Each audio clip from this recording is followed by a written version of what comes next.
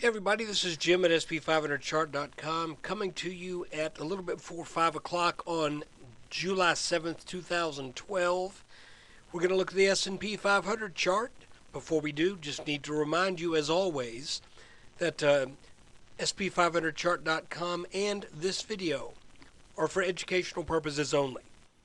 And quite frankly, the education might be, this stuff doesn't seem to work. Or it might be, this stuff seems to work. But this is just for education. Nothing stated at the site or in this video is intended to be used as investment advice. I can draw lines on charts, but you have to draw your own conclusions from your own research. And you need to make investment decisions that are suitable for your personal financial situation. I am not a licensed financial professional, just a guy that draws lines on charts.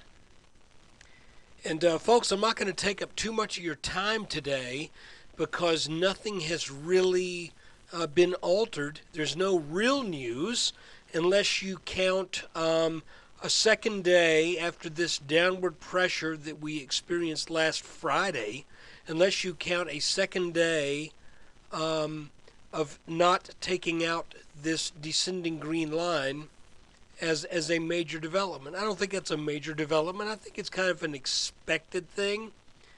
And you can see that line, as it often does, wiggles around a bit as I move in and out on different time frames. But here you can see that is drawn over the last peak we had on the right shoulder of our head and shoulders top. And then it comes all the way down to the highs that we put in mid-June. We broke out over that line, and now we've fallen back to it. Additionally, we have an ascending line, this orange fella right here, that should provide support. This green line should continue to provide support, but you know, we're not really bouncing yet, and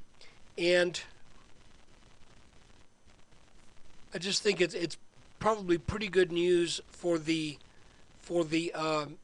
bulls that we've remained over this line. Now, what it kind of looks to me like is that we have a line of resistance right about 1356, and maybe about right there.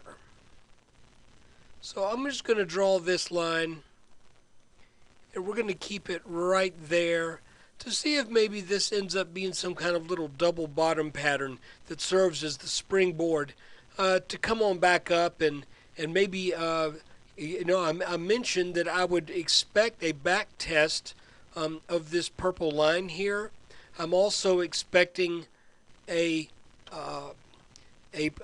potential move up into the high 1380s, 1390s, and this will be based upon the inverted head and shoulders pattern that we've looked at back here, even though I'll be the first to tell you it is not a perfectly formed pattern. It's got a lot of the features of an inverted head and shoulders. I think what we ended up with here was a premature breakout. Had to come back into this gray area of congestion. And now that it's gotten over that, I think it should stay north of this gray rectangle.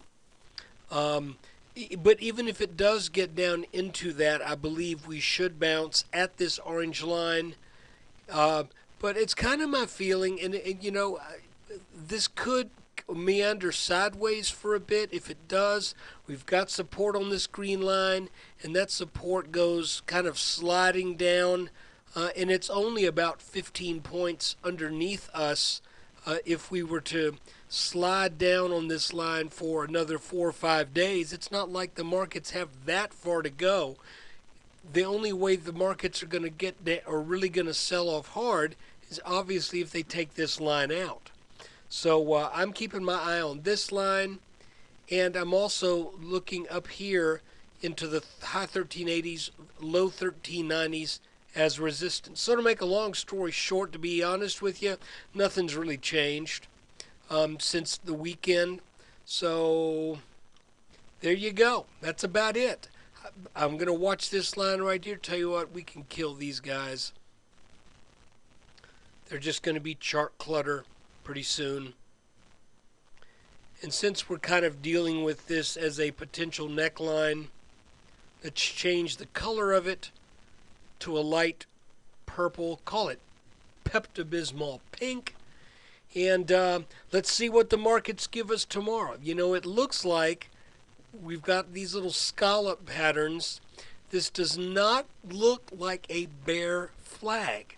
This looks like testing support, and to my eye, right at this point in time, it looks like this market wants to probably come up, test this again, and if it can get over it, then we start testing the 1360s again, which will probably put up a little bit of a stink on the way.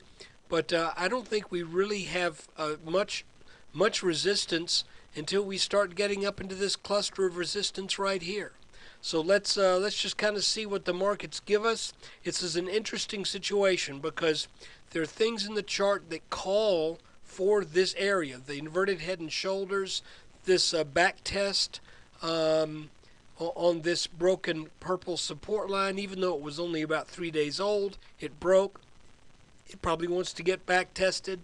But then we got this big gap down here, and I'm not a big believer in gap filling, but I am a believer in testing levels of support and levels of resistance. And you can see that that gap occurred when we got over this inverted head and shoulders neckline.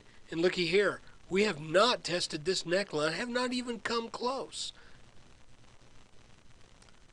So it's almost like we have dueling necklines here, this line and this line. The question is, which one of these guys is going to get tagged? Right now, I think this green line will probably give us a clue as to which one it is, and for obvious reasons, because if this line does continue to hold as support and we can get up over this right here, then we may be setting up that move up into the 1380s, 1390s. But guys, here's the thing that makes this tough.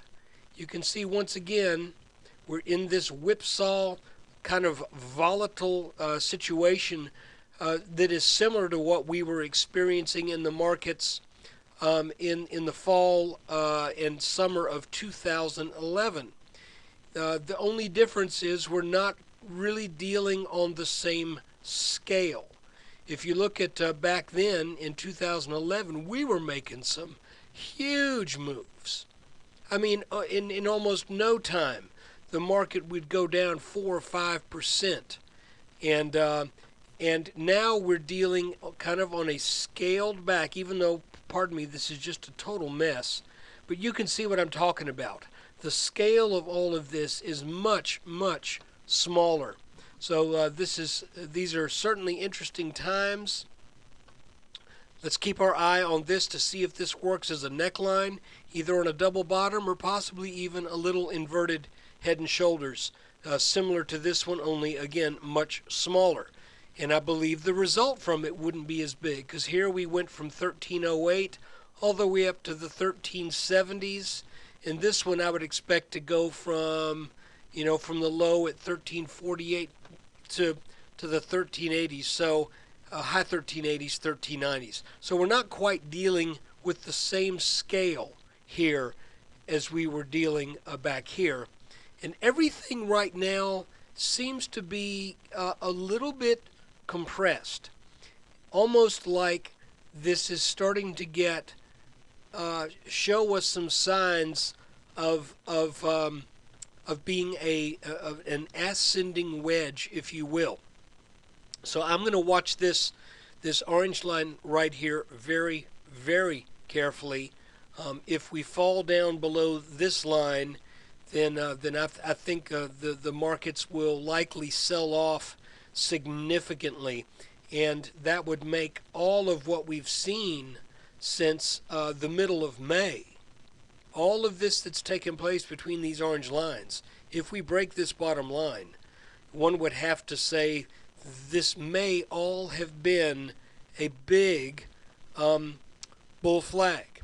And here again, we've got our neckline from our head and shoulders top that we really haven't tested good yet.